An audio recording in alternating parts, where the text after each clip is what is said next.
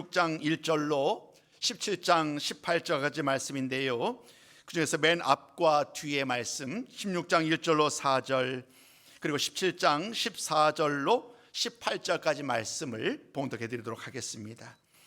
먼저 16장 1절로부터 4절입니다.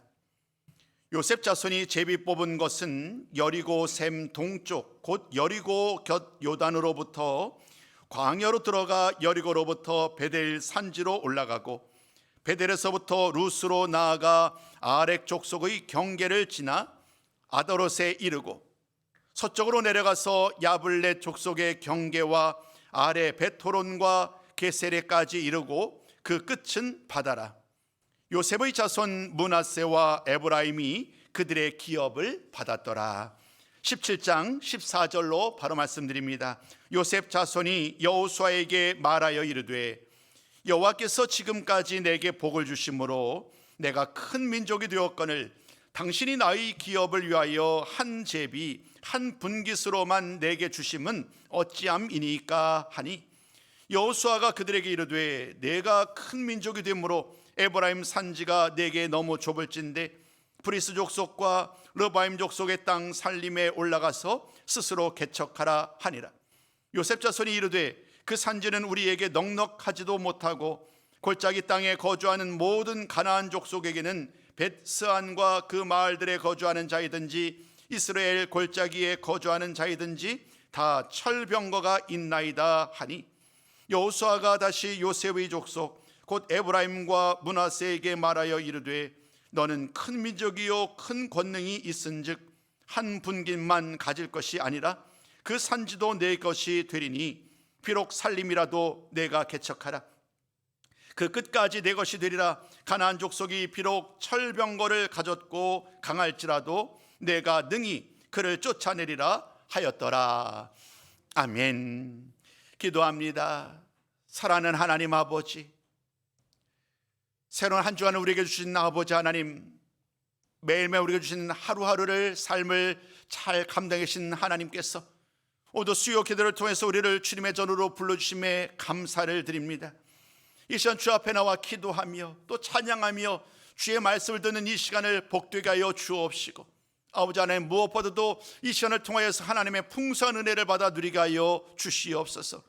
하나님께서 날마다 우리와 함께 하시는 것, 하나님의 인도하심을 따라 살아가는 것이 얼마나 큰 은혜인지, 또 믿음으로 사는 것이 얼마나 큰 은혜인지 아버지 하나님, 다시 한번 말씀을 나눌 때에 우리의 믿음과 우리의 신앙을 돌아보게 하여 주옵시고 날마다 주 은혜 안에 살게 하여 주시옵소서. 우리 주 예수님의 이름으로 기도드리옵나이다. 아멘.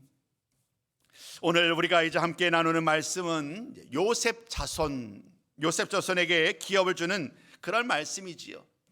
좀 더 말씀의 범위를 넓혀보면 14장부터 19장까지 말씀은 이제 요단의 서쪽 땅을 9지파 반에게 나눠주는 이야기예요. 우리가 2주 전에 말씀을 나눌 때에 요단 동쪽을 2지파 반에게 나눠줬지요. 이제 나머지 9지파 반에게 이 요단 서쪽을 나눠주는 과정 속에서 우리는 지난주에 첫 번째 유다 지파에게 땅을 나눴던 그 이야기를 나눈 바 있습니다. 유다 지파에 이어서 두 번째로 소개되는 지파가 어디냐면 에브라임과 므낫세 나머지 반 지파예요. 사실 이들은 오늘 본문의 말씀 보니까 요셉 자손이라는 이름으로 불려지게 됩니다.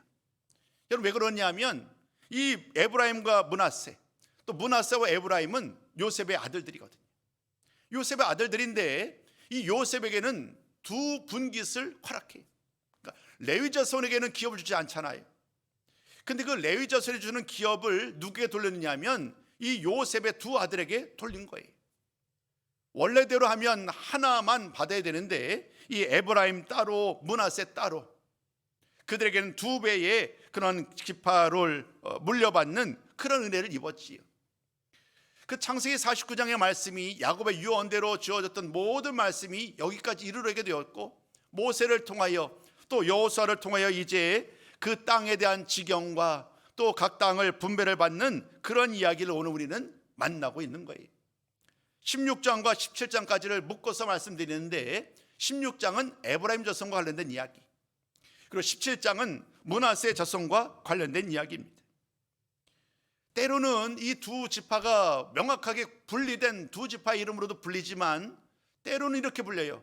너희들 모두 요셉 자손이다.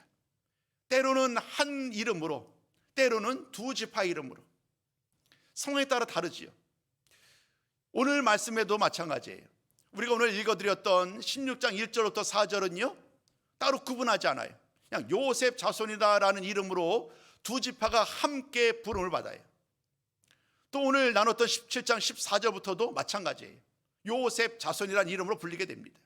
근데 그 사이에는 에브라임 따로 또 므낫세 따로 또 호칭이 돼요.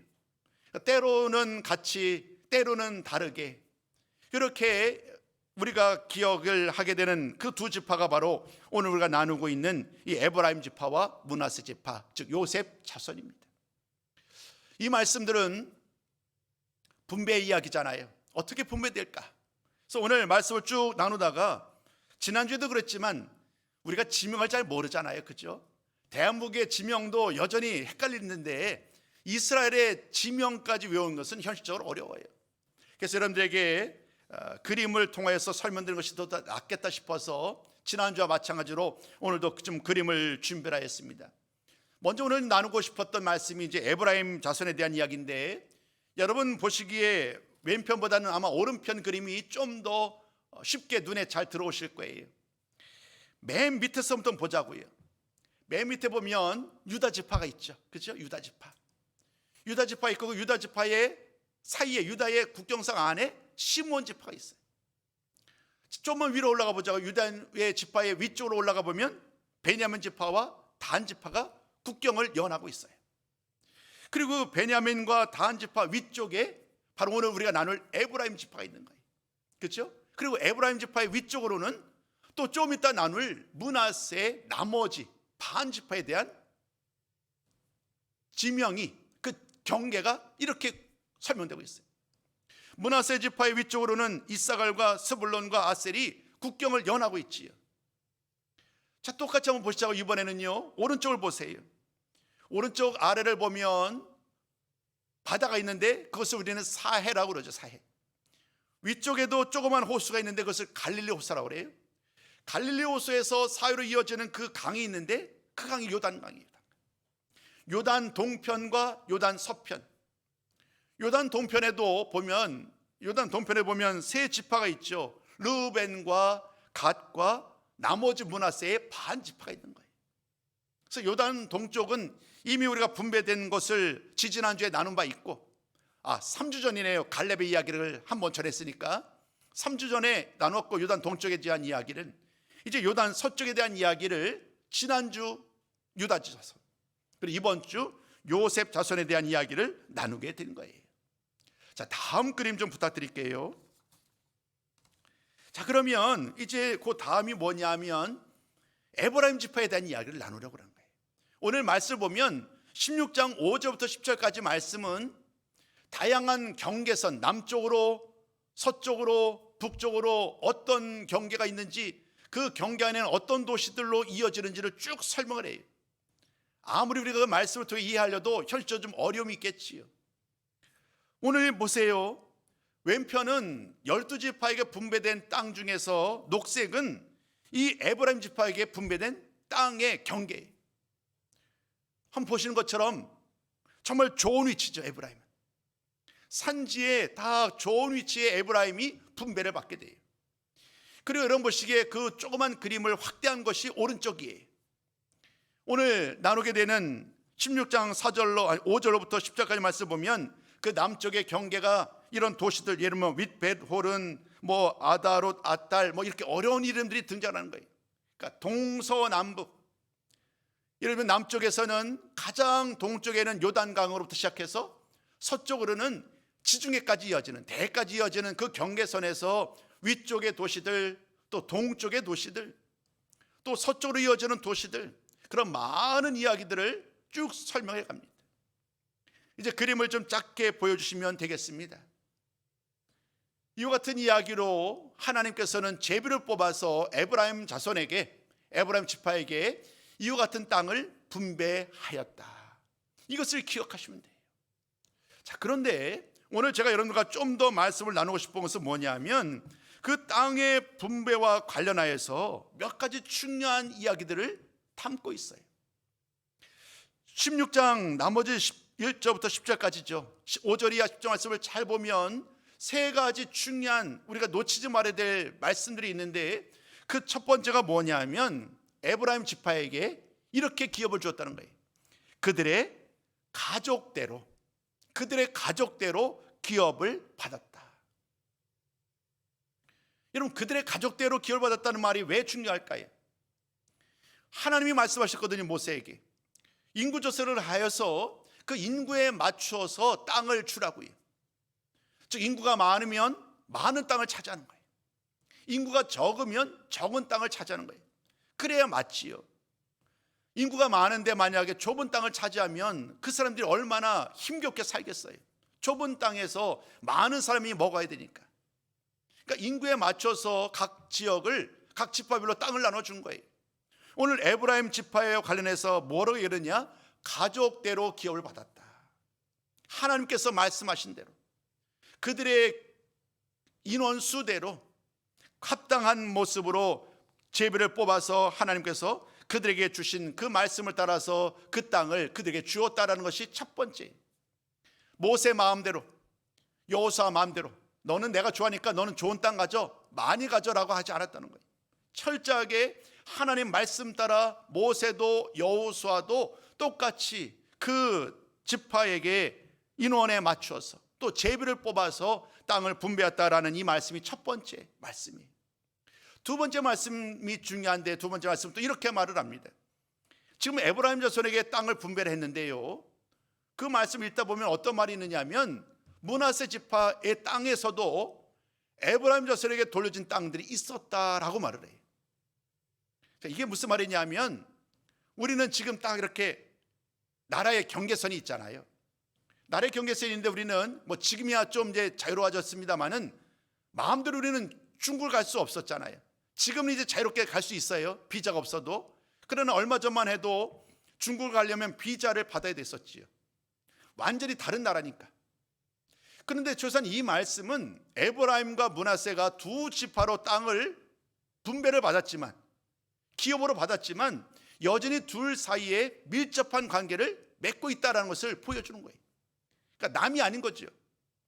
그 므낫세 지파의 땅에서도 여전히 에브라임 자손에게 속한 성읍이 있었다는 것은 그들이 나름대로 교제를 하고 있었다는 거예요. 딱 국경선이 나눠져서 일절 서로 왔다 갔다 하지 못하는 그런 상황은 아니었다. 그러니까 어느 정도의 그 친밀한 관계를, 유대 관계를 맺고 있었음을 우리는 이러한 표현을 통하여 알 수 있습니다. 근데 우리가 놓치지 말아야 될 가장 중요한 말씀은 이 세 번째 말씀이에요.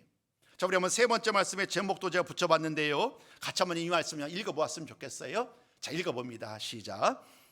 에브라임 지파도, 제가 이렇게 표현합니다. 에브라임 지파도. 여러분 지난주 기억나시는지요? 지난주 말씀 나눌 때에 유다 지파의 얘기를 들었을 때에 하나님께서는 분명히 이렇게 말했어요. 너희들 지파에 소속된 가나안 족속들을 모두 다 진멸해라, 몰아내라, 쫓아내라. 이것이 하나님의 명령이셨어요. 근데 지난주 살펴볼 때에 유다 지파에게 참 하나님의 은혜를 많이 부여받은 지파였음에도 불구하고 마지막 무슨 얘기를 전했냐면 그들은 자신들에게 속해진 땅 가운데 가나안 족속들을 쫓아내지 않았다. 정확히 얘기하자면 여부스 족속이, 여부스 족속을 쫓아내지 아니하고 그냥 그들과 함께 했다고 말씀드렸지요. 수백 년이 지났어. 사사시대 350년이나 400년을 지나고 또 사울 시대 40년을 지나고 나서야, 다윗 시대에 와서야 이 여부스 족속을 쫓아냈다고 그랬잖아요. 짧게 보면 450년이고요, 길게 보면 거의 500년이 가까워지는 긴 세월 동안 이 유다 지파가 하나님의 말씀에 온전히 순종하지 못한 거예요. 쫓아내라고 했는데 쫓아내지 않았던 그런 안타까운 이야기를 마침으로 기록했는데, 더 안타까운 일은 뭐냐면 이 문제가 유다 지파만의 문제가 아니었다는 거예요. 오늘 우리가 나누는 에브라임 지파도 예외가 아니었어요. 하나님은 분명히 그들에게 주어진 땅에서 모든 가나안 족속들을 물리쳐야만, 쫓아내야만 한다고 말씀하였는데 이 에브라임 지파도 다르지 않았어요. 오늘 말씀 보면은요, 게셀에 거주하는 가나안 족속들을 내보내지 않았다는 거예요. 이것이 16장 10절의 이야기예요. 에브라임 지파에 대한 이야기, 기업의 분배에 대한 마지막 말씀 가운데 희망 섞인 이야기가 아니라 그들이 이 일을 행하지 않았다라는 말씀으로 끝을 맺어요. 일종의 경고의 메시지인 거예요. 당연히 해야 되고 마땅히 해야 될 일인데 그들이 지금 가나안 족속을 쫓아내지 아니하고 그들이 사사로이 그들을 자신들의 종으로 삼았던 일들, 하나님의 말씀을 듣기보다는 자신의 필요를 충족하기 위하여 가나안 족속들을 사용하는 이런 모습이 옳지 않음을 오늘 이 말씀을 통해서 분명하게 보여주는 거예요. 분명히 에브라임 족속이, 에브라임 자손이 기업을 받는 것이 얼마나 복된 일이에요. 그러나 끝이 이와 같은 이야기를 통하여서 여전히 가야 할 길이 멀음을 우리는 말씀을 통하여 보게 됩니다. 온전한 순종에 이르지 못했던 에브라임 자손의 이야기를 오늘 우리는 16장을 통하여 만났습니다. 자, 17장에서 만나게 되는 므낫세 자손은 어땠을까요? 오늘 이어지는 17장부터 17장 1절로 13절까지는 므낫세 지파에 대한 이야기예요. 앞부분은 똑같이 경계에 대한 이야기예요. 동서남북 어떻게 경계를, 이 므낫세 지파의 경계를 차지하는지 그 이야기를 언급한 다음에 또 그 지파에 대한 이야기를 설명해 가요. 저 역시 동일한 방법으로 므낫세 지파를 한번 설명드릴 텐데 한번 그림 또 비춰주시겠어요? 이번에는 므낫세 지파에 대한 그림입니다. 여기는 제가 그림을 왼쪽과 오른쪽으로 나눠드렸고 각각의 그림을 보면 이렇게 마치 뭐랄까 데칼코마니 식으로 두 개가 그림이 있잖아요. 오른쪽은 뭐냐면 요단 동쪽 지역의 므낫세 반지파의 땅이에요. 우리가 말을 할 때에 두 지파 반이라고 그러잖아요. 여기서 이 반이라는 지파가 있는 것이 아니고 므낫세의 반지파라는 의미예요. 그러니까 므낫세라는 지파는 요단 동쪽에도 분배를 받았고 요단 서쪽에도 분배를 받은 거예요. 우리는 이미 3주 전에 요단 동쪽 지역에 분배를 받았던 므낫세 반지파에 대한 이야기를 나눴고 오늘 우리가 나누는 이야기의 그 경계선은 각각의 그림에 보면 왼쪽 그림의 왼편, 오른쪽 그림에서도 왼편 그림이 오늘 우리가 나누는 요단 서쪽의 므낫세 지파에게 분배된 나머지 반의 이야기인 거예요. 한번 보시자고요. 므낫세는 에브라임 지파의 위쪽에 땅을 분배를 받지요. 그렇죠? 남쪽이 에브라임이고 북쪽이 므낫세인 거예요. 또 므낫세의 위쪽으로는 아셀과 스불론과 이사갈이 이어지게 되어 있지요. 또 동서남북의 경계를 보시는 것처럼 저런 그림으로 분배를 받았고요. 또 크게 확장한 오른쪽을 보면 그 지파 내에 속했던 다양한 성읍들이 등장합니다. 각각의 성읍들이 여기에 포함되어 있네요. 몇 군데 보면 사마리아가 여기 포함되어 있네요. 우리가 좀 알고 있는 잘 익숙한 이야기 무깃도도 포함되어 있고요.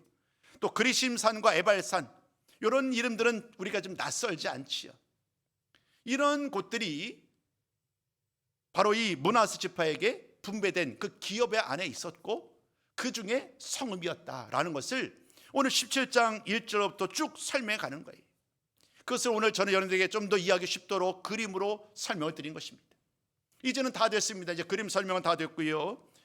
그 말씀을 이어가는 중간중간에 중요한 포인트들이 있어요.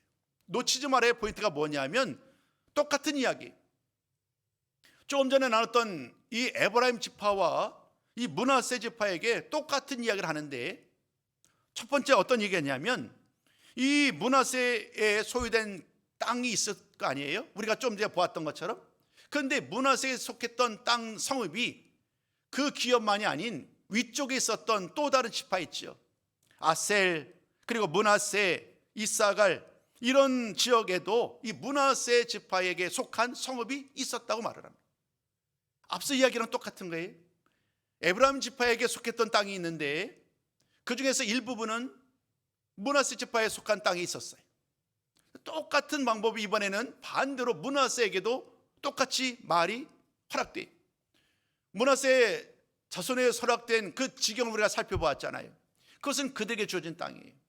근데 일부분의 성읍은 그 위쪽에 기업으로 분배된 나머지 지파들, 이사갈과 아셀 지파들 중에서 6개의 성읍은 비록 그 땅은 이사갈에게 속하였고 아셀 지파에 속했지만 그 성읍의 실제 주인은 므낫세 지파의 땅이다, 이렇게 말을 하는 거예요. 여러분, 이것을 통해서 정의하는 것도 다르지 않아요. 므낫세와 이사갈, 므낫세와 아셀도 국경을 이렇게 주고받고 있는데 완전히 서로 왕래하지 못하게 완전히 끊어진 관계는 아니었다. 그들도 그 성읍이 그곳에 있었기 때문에 서로 왕래를 할 수 있었다라는 사실을 우리는 보여주는 거예요. 비록 하나님께서 그 각각의 12지파의 경계를 나누셨지만 그것이 오늘날처럼 일본, 한국, 중국처럼 쉽게 넘어가지 못할 그런 땅의 경계는 아니었다. 나름대로 또 다른 방법으로 서로 간에 긴밀하게 영향을 주고받으면서 왕래할 수 있었다라는 것을 이 구절로 우리에게 보여주는 거예요. 안타까운 이야기가 또다시 이어집니다. 17장 13절입니다. 우리 한번 이 말씀은요 읽고 설명드릴게요. 17장 12절과 13절 같이 한번 먼저 읽도록 하겠습니다. 우리 한번 같이 읽어봐요. 시작. 므낫세 자손이 그 성읍들의 주민을 쫓아내지 못하며 가나안 족속이 결심하고 그 땅에 거주하였더니 이스라엘 자손이 강성한 후에야 가나안 족속에게 노역을 시켰고 다 쫓아내지 아니하였더라. 또 안타까운 이야기예요. 반복적인 이야기가 또다시 말씀 속에서 우리에게 다가와요. 유다 자손도 그랬잖아요. 조금 전에 나눴던 에브라임 자손도 그랬단 말이에요. 여부스 족속을 몰아내지 않았고 또 게셀에 사는 사람들을 몰아내지 않았다라는 이야기로 그들을 책망했는데 이 므낫세 지파도 예외는 아니에요. 그들 역시 가나안 족속을 쫓아내지 않아요. 심지어 얼마 지나지 않으니까 그들을 노역을 종으로 부리는 거예요. 우리들보다 저들을 종으로 부리면 도움이 되니까 하나님의 말씀을 들어서 그들을 쫓아내기는커녕 오히려 함께하면서 노역을 시키는 이러한 이야기 속에서 지금 이들의 상황이 얼마나 심각한가. 하나님의 말씀을 따라 살아가지 못했던 이들의 모습을 우리는 말씀을 통하여 만나고 있는 거예요. 그런데 결정적으로 이들의 잘못된 행동은 이어지는 나머지 말씀 가운데 우리가 읽으셨었던 17장 14절로 18절까지 말씀을 통하여 보게 됩니다. 이것이 세 번째 말씀이에요. 큰 세 번째 이렇게 말씀을 나누려고 그래요. 요셉 자손은요 더 많은 기업을 요구해요. 더 많은 기업을. 그들이 어느 날 요셉 자손들이 요소를 찾아왔어요. 14절부터 설명을 드리는 거예요. 요셉 자손들이 찾아와서 여호수아에게 말을 하는 내용이 뭐냐면 이런 이야기예요. 우리에게 땅을 더 달라는 거예요. 그들의 주장은 사실은 둘이 한 분기씩을 받은 거잖아요. 에브라임 따로, 므낫세 따로요. 앞서 제가 지도에 설명드린 것처럼 이 유다 지파와 아울러 에브라임과 므낫세 지파에게 돌려진 땅의 크기가 다른 어떤 지파보다 훨씬 더 커요. 그럼에도 불구하고 그들은요 지금 불평하는 거예요. 불평. 우리가 너무 작다는 거예요. 우리에게 주신 땅이 너무 작다는 거예요. 그들의 주장은 이런 거예요. 우리가 큰 민족이 되었는데 이 큰 민족에 비하여서 우리는 너무 땅이 좁습니다. 우리에게 땅을 좀 더 주세요. 여러분, 이것이 얼마나 황당한 요구입니까?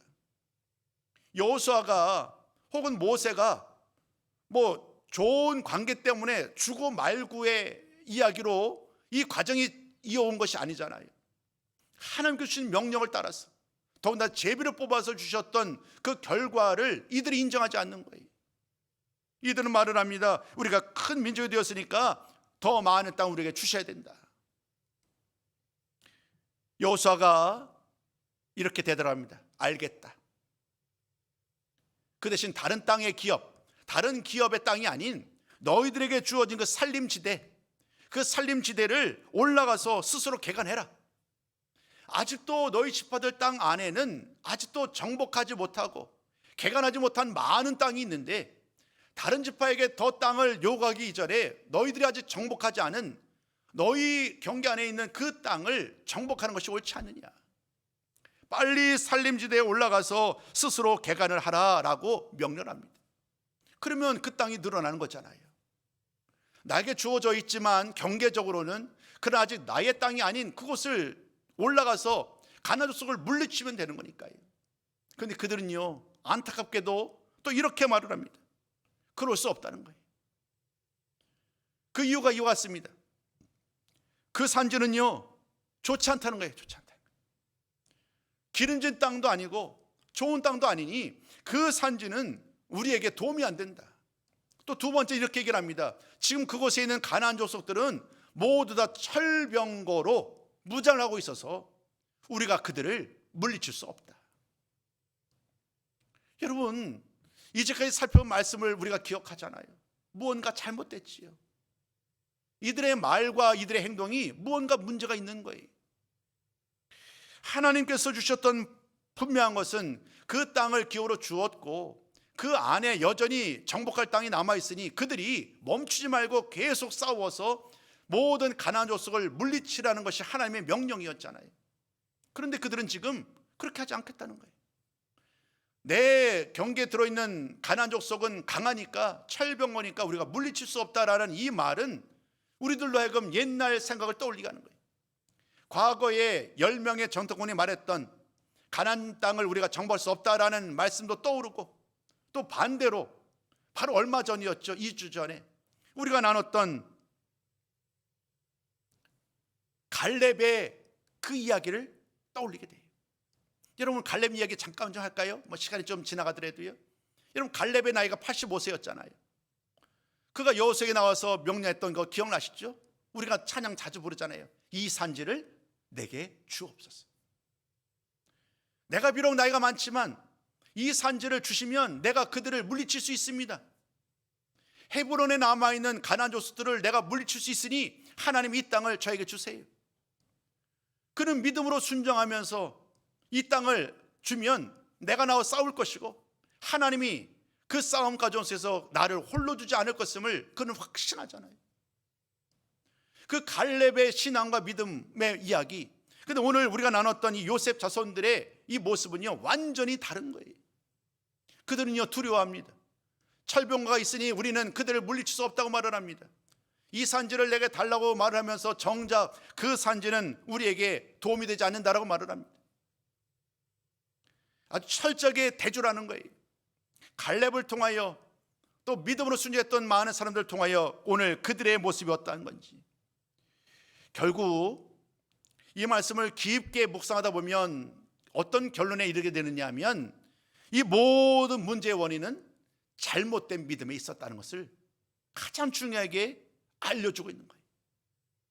온전한 믿음이라고 한다면 비록 그들이 철병거가 있다고 할지라도 이렇게 고백해야 되겠죠. 그들이 강력한 군대가 있을지라도 하나님을 믿고 나갈 때에 우리는 능히 그들을 물리칠 수 있습니다. 이렇게 말하고 선포하는 것이 진정한 믿음의 사람이지요. 그런데 오늘 이들의 이야기 가운데는 그 어떤 모습에서도 이런 모습을 바라볼 수가 없어요.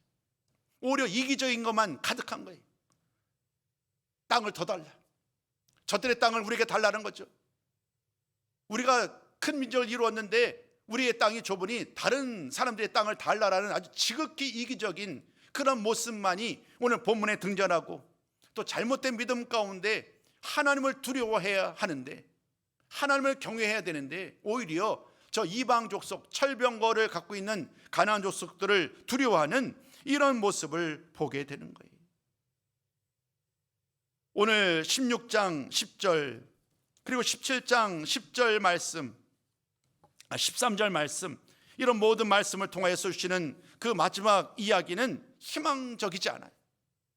그토록 하나님께서 은혜를 베푸셔서 그들에게 기업을 주셨건만, 자자대대손손으로 이어질 기업을 주셨건만 그들은 오히려 이기적인 생각에 땅을 더 요구하고 또 그 가나안 족속을 물리칠 수 없다라고 이야기하는 이런 이야기들이 그 지파마다 반복되고 있습니다. 하나님 보실 때에 얼마나 안타까우셨을까. 그런 과정 속에서 여호수아가 다시 한번 권면을 합니다. 두 번에 걸쳐 권면하는 거예요. 첫 번째 권면에 잘 이야기가 안 통하니까 두 번째 권면을 통해서 그들에게 다시 한번 확신을 주는 거예요. 우리 한번 그 말씀 읽기 원합니다. 18절 말씀이에요. 우리 한번 18절 화면에도 준비되어 있으니까요, 같이 한번 읽어보자고요. 자, 시작. 그 산지도 내 것이 되리니 비록 살림이라도 내가 개척하라. 그 끝까지 내 것이 되리라. 가나안 족속이 비록 철병거를 가졌고 강할지라도 내가 능히 그를 쫓아내리라. 아멘, 아멘. 하나님께서 여호수아를 통하여 이 요셉 조선에게 무슨 말을 하는지 아시겠지요? 그들의 믿음을 굳건히 하라는 거예요. 이제까지 그래왔던 것처럼 출애굽의 모든 역사가 그것을 입증하잖아요. 그런데 왜 또다시 믿음이 식어져서, 왜 믿음을 잃어버린 채 또다시 두려워하느냐? 하나님을 믿고 담대히 나가야 되는데 오히려 그들이 두려워하는 이런 과정 속에서 그들에게 말씀은 이런 거예요. 지금 그들에게 필요한 것은 더 좋은 땅, 더 많은 땅이 아니라 믿음을 회복하는 거다. 믿음을 회복하라. 하나님을 온전히 믿어야만 그 어떤 두려움을 다 극복하고 다음 대에 나가서 싸울 수 있지 않겠느냐, 이렇게 말씀을 전하고 있어요. 여러분, 저는 오늘 이 말씀을 준비하면서 저는 저에게 큰 도전이 된 말씀이었어요. 오늘 이 말씀이, 그래, 맞아, 결국에는 나의 믿음이 문제지. 늘 나의 믿음이 연약해질 때마다 우리는 불평하고 원망의 말이 솟아왔던 이 여기들은 하나님을 향한 나의 믿음이 약해졌기 때문에, 내가 하나님을 온전히 신뢰하면 어떤 상황이 있어도 흔들리지 않는 거예요. 두려워하지 않는 거예요. 불안해하지 않는 거예요. 그런데 하나님과의 관계가 좀 더 멀어지거나 그 믿음 안에서 뭔가 틈이 벌어지면 분명하게 그 믿음의 틈으로 말미암아 또 다른 불평과 원망이 오르기 마련이지요. 오늘 이 본문은 그와 같은 이야기를 기록하고 있는데, 오늘 이 이야기는 우리들을 향한 또 다른 교훈의 말씀이기도 하지요. 오늘 우리는 어떠한가? 믿음의 여정을 살아가는 동안에 우리는 정말로 눈앞에 있는 그런 어떤 문제들이 아닌 그 뒤에서 여전히 이 모든 문제를 능히 해결하실 하나님을 바라보고 믿음으로 나아가고 있는가? 아니면 눈앞에 있는 문제로 말미암아 낙심하고 불평하고 원망하는 삶으로 또다시 돌아가고 있는가? 그 질문을 던지는 거예요. 결론은 명확하잖아요. 무엇이 옳고 무엇이 기쁜 일인지를 우리가 잘 알지요. 이스라엘 백성들은 사실 이러한 경고가 계속되거든요. 근데 그들은 그 경고를 깨닫지 못해요. 그래서 결국에는 사사시대, 이어지는 사사시대 400년 긴 세월 동안 계속해서 하나님의 은혜를 경험하다가 또 이방 민족의 치를 받고 또다시 불평하고 또 슬피 울고 또 사사 때문에 구원을 받고 평화를 누리지만 또다시 믿음이 식어져서 또다시 문제가 일어나는 이런 이들을 반복한단 말이에요. 이런 이들의 이야기는 오늘 우리에게 큰 도전으로 다가옵니다. 동일한 실수가 아닌 어떤 상황 속에서도 하나님만을 신뢰하며 하나님만을 경외하며 끝까지 믿음으로 승리하는 우리 모든 성도의 삶이 되셨으면 좋겠습니다.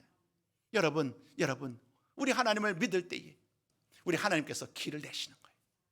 하나님을 믿을 때에 눈앞에 큰 창문이고 도저히 건널 수 없는 깊은 강같이 보이는 그 상황 속에서도 하나님이 길을 내시는 거예요. 홍해를 가르셨잖아요. 요단강도 가르셨잖아요. 그 하나님 오늘도 믿음으로 나아가는 우리들에게 홍해를 가르시고 또 요단강을 가르신 것처럼 우리 삶 속에 홍해, 또 그 어떤 높은 산까지도 요단강까지도 우리 삶에 일어나는 이런 모든 것들을 능히 가르시고 또 무너뜨리시고 우리를 온전한 길로, 안전한 길로, 은혜의 길로 인도하여 주실 줄로 믿습니다. 그 하나님만을 신뢰하고 어떤 상황 가운데 하나님만 의지하며 나가는 우리 모든 성도님들이 다 되시기를 주님의 이름으로 축복합니다.